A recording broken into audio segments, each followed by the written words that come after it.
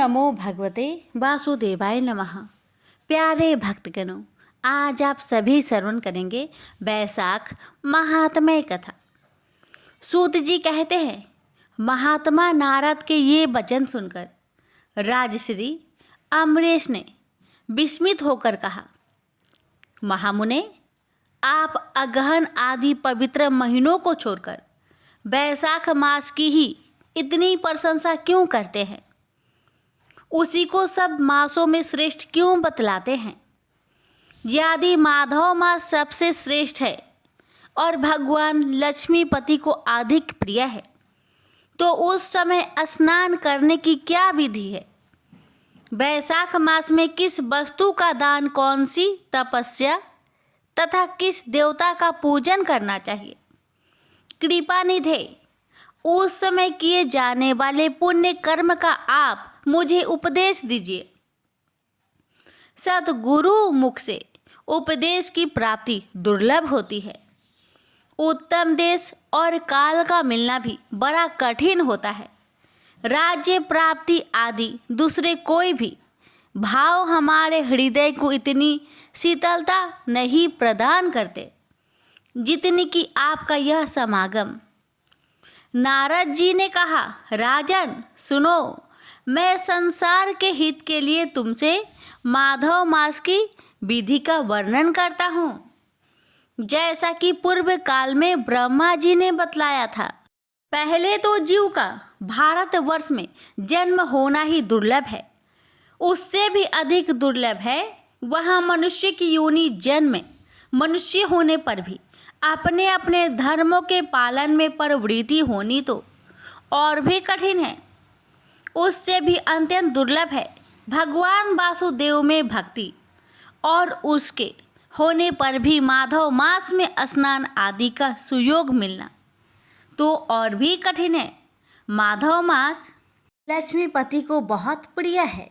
माधव यानी वैशाख मास को पाकर जो विधि पूर्वक स्नान, दान तथा जप आदि का अनुष्ठान करते हैं, वे ही मनुष्य धन्य एवं कृत्य हैं। उनके दर्शन मात्र से पापियों के भी पाप दूर हो जाते हैं और वे भगवत भाव से भावित होकर धर्मचारण के अभिलाषी बन जाते हैं। वैशाख मास के जो एकादशी से लेकर पूर्णिमा तक अंतिम 5 दिन हैं, वे समूचे महीने के समान महत्व रखते हैं। राजेंद्र, जिन लोगों ने वैशाख मास में भांति भांति के उपचारों द्वारा मधु दैत्य के मारने वाले भगवान लक्ष्मीपति का पूजन कर लिया, उन्होंने अपने जन्म फल पा लिया। भला कौन सी ऐसी अत्यंत दुर्लभ वस्तु है जो वैशाख के स्नान तथा विधि पूर्वक भगवान की पूजन से नहीं प्राप्त होती?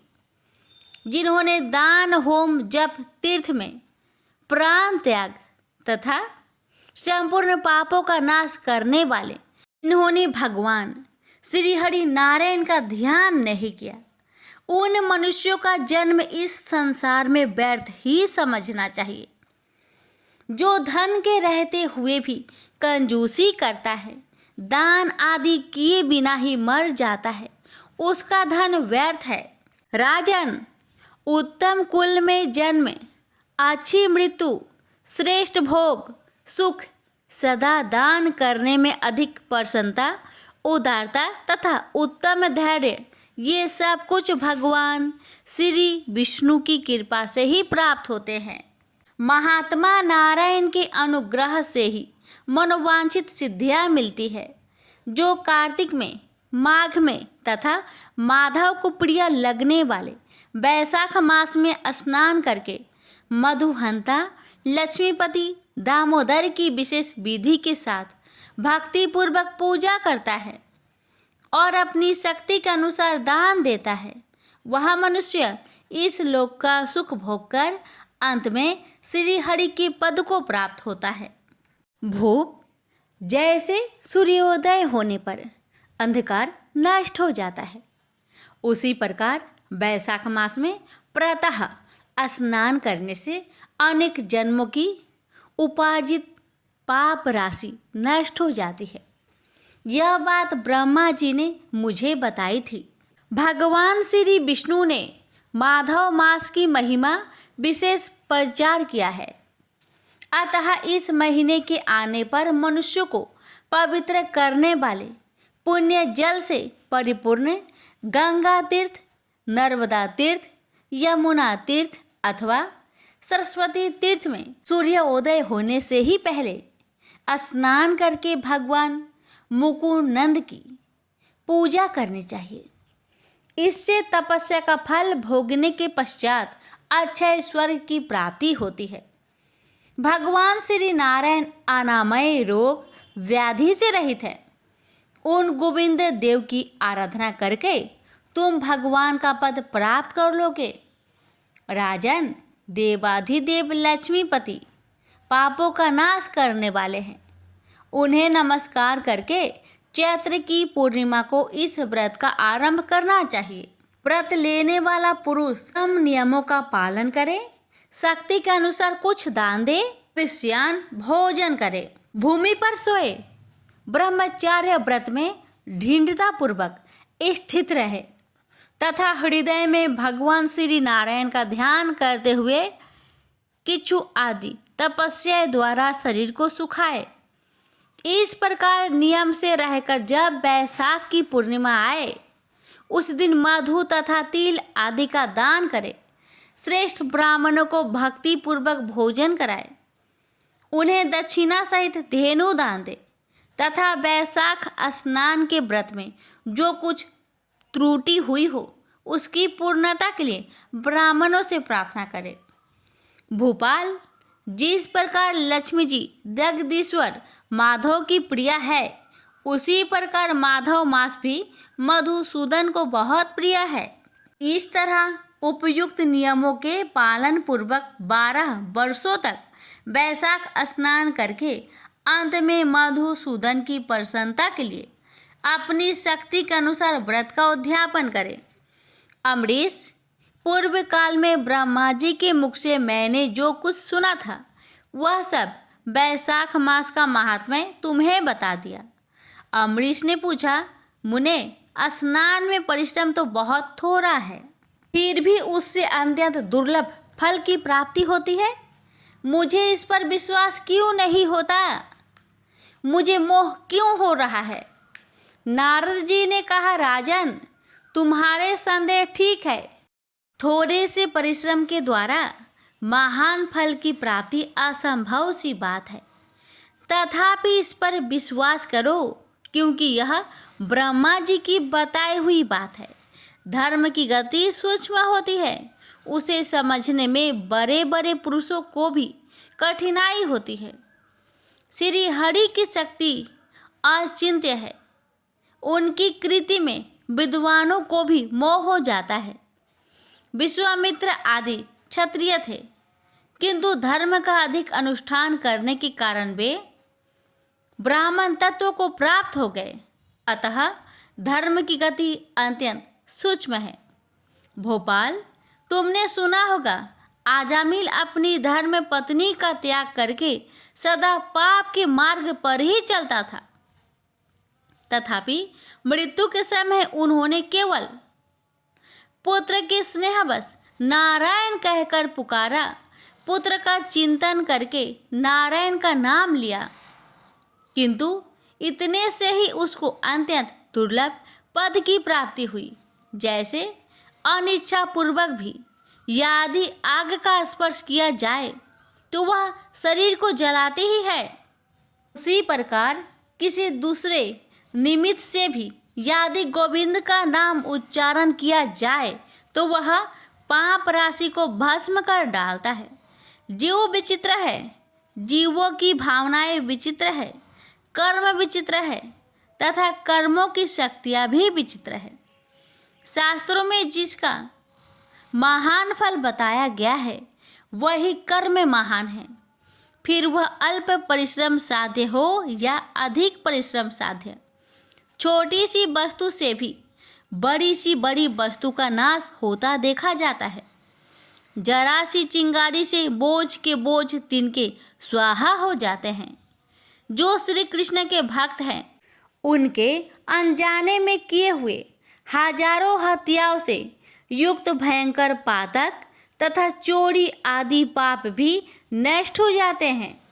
वीर, जिसके हृदय में भगवान श्री विष्णु की भक्ति है, वह विद्वान पुरुष यदि थोड़ा सा भी पुण्य करता है तो वह अक्षय फल प्राप्त देने वाला होता है। अतः माधव मास में माधव की भक्ति पूर्वक आराधना करके मनुष्य अपनी मनोवांछित कामनाओं प्राप्त कर सकता है। इस विषय में संदेह नहीं करना चाहिए। शास्त्रोक्त विधि से किया जाने वाला छोटे से छोटा कर्म क्यों न हो, उसके द्वारा बड़े से बड़े पापों का भी क्षय हो जाता है तथा उत्तम कर्म की वृद्धि होने लगती है। राजन, भाव तथा भक्ति दोनों की अधिकता से फल में अधिकता होती है। धर्म की गति सूक्ष्म है, वह कई प्रकारों से जानी जाती है।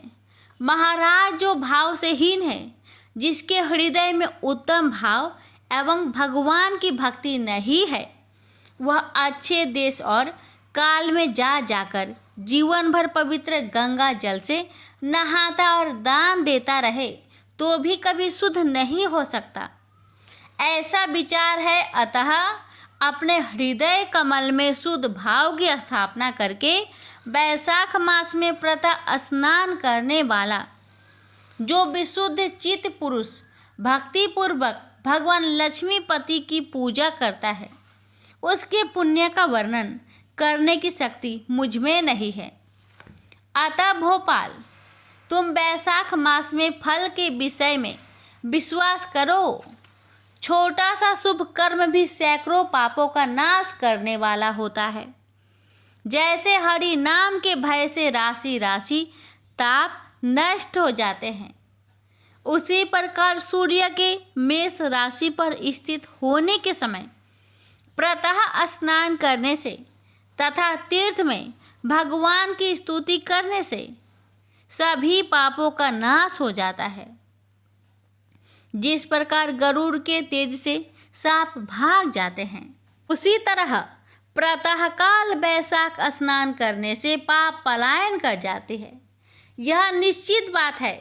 जो मनुष्य मेष राशि के सूर्य में गंगा या नर्मदा के जल में नहाकर 1, 2 या तीनों समय भक्ति भाव के साथ पाप प्रमसन नामक स्रोत का पाठ करता है, वह सब पापों से मुक्त होकर परम पद को प्राप्त होता है। अमरीश, इस प्रकार मैंने थोड़े में यह वैशाख स्नान का सारा महात्म्य सुना दिया। प्रेम से बोलिए लक्ष्मी नारायण की जय। धरती माता के व्रत व पूजन का विशेष महत्व शास्त्रों और पुराणों में वर्णित है। धरती माता का व्रत और पूजन करते समय धरती माता की कहानी सुनी जाती है। जो भी व्यक्ति सच्चे मन से धरती माता की पूजा करता है तो उसे पाप कर्मों से छुटकारा मिलता है। धरती माता की कहानी सुनने से व्यक्ति की मनोकामनाएं पूर्ण होती है। प्रेम से बोलिए धरती माता की जय हो। अब सुनिए कथा। प्राचीन समय की बात है। एक गांव में एक माँ और उसका बेटा बेटी रहा करते थे। माँ गरीब थी, वह मजदूरी करके अपने परिवार का पेट भरती थी। धीरे धीरे दिन गुजरते गए और बच्चे बड़े होने लगे। बेटी शादी की योग्य हो गई, तब माँ बूढ़ी हो गई। माँ ने अपने बेटे से कहा कि बेटा, तेरी बहन शादी की योग्य हो गई है, इसलिए तेरे जैसा घर वर देखकर उसकी शादी करना। ऐसा बोलकर माँ तो कुछ दिनों के बाद मर गई। उसका भाई गांव-गांव में घूमा, लेकिन बहन की योग्य पति नहीं मिला। वह घूम घूम कर थक गया और एक दिन सोचने लगा कि मेरे जैसा तो इस दुनिया में कोई नहीं है, इसलिए मैं ही इससे शादी कर लेता हूँ। ऐसा सोचकर वह चुनरी और शादी के लिए सब सामान ले आया। तब उसकी बहन ने पूछा कि भाई, तुम ये सब सामान क्यों लेकर आए हो? तब उसके भाई ने कहा कि बहन, यह सब सामान तुम्हारी शादी के लिए लेकर आया हूँ। गांव वालों ने बहन से कहा कि तुम्हारा भाई ही तुमसे शादी करने वाला है। तब बहन ने जाकर अपने भाई से पूछा कि भाई, मेरी शादी किससे कर रहे हो? इस पर भाई ने कोई जवाब नहीं दिया। तब बहन समझ गई। उसने एक लोटे में जल लिया, चुनरी ली और चप्पल पहनकर जंगल की तरफ चली गई। जंगल में गाय चराने वाले ग्वालों ने उससे पूछा कि कहाँ जा रही हो? तो वह कुछ नहीं बोली। वन में जाकर वह धरती माता को पुकारने लगी और बोली कि हे धरती माँ, अब तुम ही मेरी लाज रखना, वरना अनर्थ हो जाएगा। वह बोली, मैं क्या करूं माँ, मुझे अपनी गोद में ले लो, नहीं तो अन्याय हो जाएगा। तब धरती फटी तो बहन ने एक तरफ लोटा, चुनरी और चप्पल रख दिया और वह धरती में जाने लगी। इतने में दौड़ता हुआ उसका भाई जंगल में आया और उसने गौ वालों से पूछा कि मेरी बहन किधर गई है? ग्वालों ने कहा कि तेरी बहन उस तरफ गई है। वह बहन बहन पुकारता हुआ उस तरफ दौड़ता रहा। तब वह देखता है कि उसकी बहन धरती में समा रही है। यह देखकर वह बहन को पुकारता हुआ उस तरफ दौड़ता है। जब तक उसकी बहन धरती में समा चुकी थी, केवल थोड़े से बाल दिखाई दे रहे थे। वह बहन के बालों को मुट्ठी में पकड़कर रोने लगा। बहन तो सत्य के लिए धरती माँ की गोद में समा गई। मेरी बुद्धि भ्रष्ट हो गई थी। माँ का वचन निभाने के लिए मेरी जैसा कोई वर नहीं मिला, इसलिए ऐसा विचार आया। ऐसा बोलकर वह जोर जोर से रोने लगा। पर धरती माँ ने सत्य की बेटी को अपने में समा लिया। जो बाल बाहर थे वे दूब बन गए।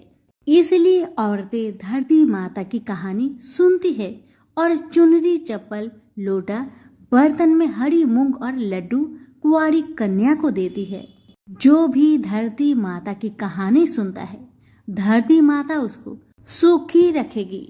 हे धरती माता, धरती माता की कहानी कहने, सुनने और हुक्कार भरने वाले सभी को सुखी रखना। बोलो धरती माता की जय। एक ब्राह्मणी थी। वह बहुत धार्मिक महिला थी। सभी ग्रामवासी उसका बहुत सम्मान करते थे। कोई भी उसकी शरण में आता वह सबकी मदद किया करती थी। मन ही मन भगवान का स्मरण किया करती थी। भगवान की सेवा पूजा व जरूरतमंदों की सेवा ही उसका परम धर्म था। एक दिन ब्राह्मणी मरकर भगवान के घर गई। वहां जाकर बोली, मुझे बैकुंठ का रास्ता बता दो। स्वर्ग में से एक दूत आया और बोला, ब्राह्मणी आपको क्या चाहिए? वो बोली, मुझे बैकुंठ का रास्ता बता दो। आगे आगे दूत और पीछे पीछे ब्राह्मणी मंदिर तक गई। ब्राह्मणी बहुत धार्मिक महिला थी। उसने बहुत दान पुण्य कर रखा था। उसे विश्वास था कि उसके लिए बैकुंठ का रास्ता अवश्य खुल जाएगा। ब्राह्मणी ने वहां जाकर देखा, वहां बड़ा सा मंदिर, सोने का सिंहासन, हीरे मोती से जड़ित छतरी थी। चित्रगुप्त जी न्याय सभा में बैठे साक्षात इंद्र के समान शोभा पा रहे थे और न्याय नीति से अपना राज्य संभाल रहे थे। यमराज से सबको कर्म अनुसार दंड दे रहे थे। ब्राह्मणी जाकर प्रणाम किया और बोली, मुझे बैकुंठ जाना है।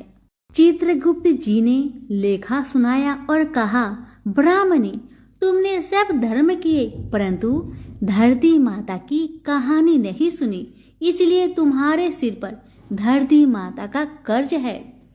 बैकुंठ में कैसे जाएगी? ब्राह्मणी बोली, धरती माता की कहानी के क्या नियम है? चित्रगुप्त जी बोले, कोई 1 साल, कोई 6 महीने, कोई 7 दिन ही सुने, पर धरती माता की कहानी अवश्य सुने, फिर उसका उद्धापन कर दे।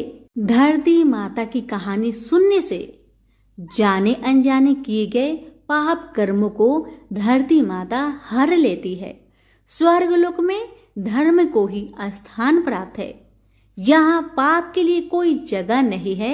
धरती माता की कहानी पीपल के पेड़ के नीचे बैठकर सुननी चाहिए। यह बात सुनकर ब्राह्मणी ने प्रार्थना की कि मुझे 7 दिन वापस पृथ्वी लोक पर जाने दो, मैं कहानी सुनकर वापस आ जाऊंगी। चित्रगुप्त जी ने उसका लेखा जोखा देखकर 7 दिन के लिए पृथ्वी पर भेज दिया। ब्राह्मणी जीवित हो गई। ब्राह्मणी ने अपने परिवार वालों से कहा कि मैं 7 दिन के लिए धरती माता की कहानी सुनने के लिए वापस आई हूँ। इस कथा को सुनने से बड़ा पुण्य मिलता है। उसने पीपल के पेड़ के नीचे बैठकर परिवार के साथ 7 दिन तक धरती माता की कथा सुनी। 7 दिन पूरे होने पर वापस धर्मराज जी का बुलावा आया और ब्राह्मणी को बैकुंठ में ही श्री हरि के चरणों में स्थान प्राप्त हुआ। जो कोई भी प्राणी धरती माता की कहानी सुनता है, मृत्यु के समय सभी पाप कर्म धरती माता हर लेती है। वह प्राणी को बैकुंठ में स्थान प्राप्त होता है। धरती माता की जय हो। धरती माता की सदा ही जय हो। जय बोलो धरती माता की जय हो। पौराणिक कथाओं के अनुसार एक गांव में एक विधवा अपनी बहू के साथ रहती थी। उसकी बहू मंद बुद्धि वाली थी, जो अपनी भूख बर्दाश्त नहीं कर पाती थी और हमेशा खाने के लिए उतारू रहती थी। वह सबसे पहले उठकर खाना खाती थी, फिर घर के बाकी काम किया करती थी। एक दिन विधवा ने अपने घर में पूजा करवाने का सोचा, लेकिन वह थोड़ी परेशान थी क्योंकि उसकी बहू अगली सुबह उठते ही खाने के लिए दौड़ेगी और पूजा के लिए बनाए गए पकवान को जूठा कर देगी। अपनी बहू को पूजा के लिए बनाए गए पकवान से दूर रखने के लिए विधवा ने एक तरीका निकाला। पूजा वाले दिन उसने एक मटका लिया और उसके नीचे एक छेद कर दिया और अपनी बहू से बोली कि आज तो पूजा है, इसलिए खाना खाने से पहले पानी भर के ले आओ। बहू भी चालाक निकली। उसने देख लिया था कि विधवा ने मटके के नीचे छेद कर दिया है, इसलिए वह अपनी साड़ी में आटा बांधकर पनघट पर चली गई। वहां उसने आटा निकाला और कुएं के पानी के मदद से बाटियां बनाने लग गई। कुएं के पास ही एक शमशान था जहां चीता जलाई जा रही थी। बहू ने उसकी आंच में अपनी बाटियां सेक ली। उसकी बाटियां सूखी थी तो वह पास में ही गणेश भगवान का एक मंदिर था। बहू वहां पर चली गई जहां गणेश जी को किसी ने चोला चढ़ाया हुआ था। उसने देखा कि गणेश जी की तोंद पर घी लगा हुआ है।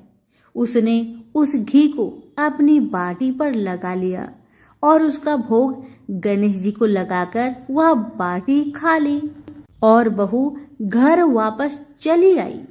बहू की इस हरकत पर गणेश जी को बहुत गुस्सा आया और उन्होंने गुस्से में अपने नाक पर उंगली चढ़ा लिया।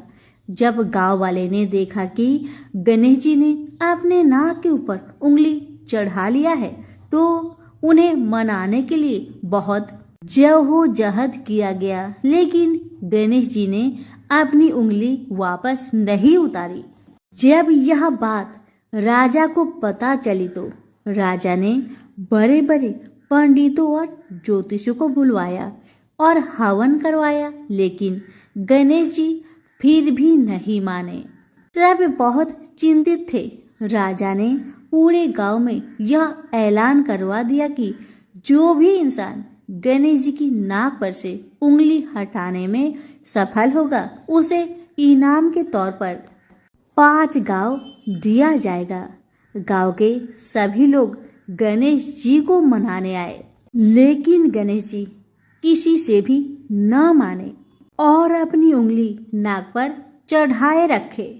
अंत में विधवा की बहू बोली कि अगर सब उसे आज्ञा दे तो वह गणेश जी की उंगली हटा सकती है।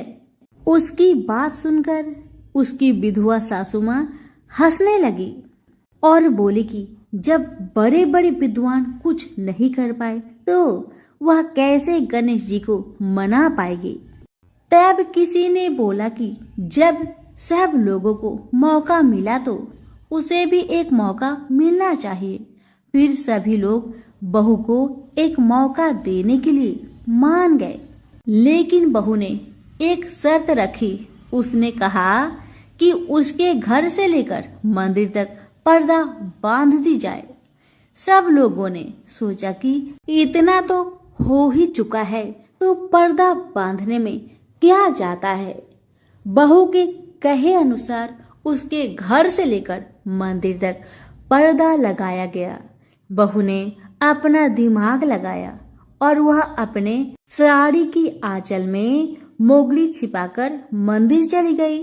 अब बहू ने मंदिर में जाकर गणेश जी से बोला कि मैंने आपके तोंद से जरा सा घी क्या ले लिया, आपने अपने नाक पर उंगली चढ़ा ली।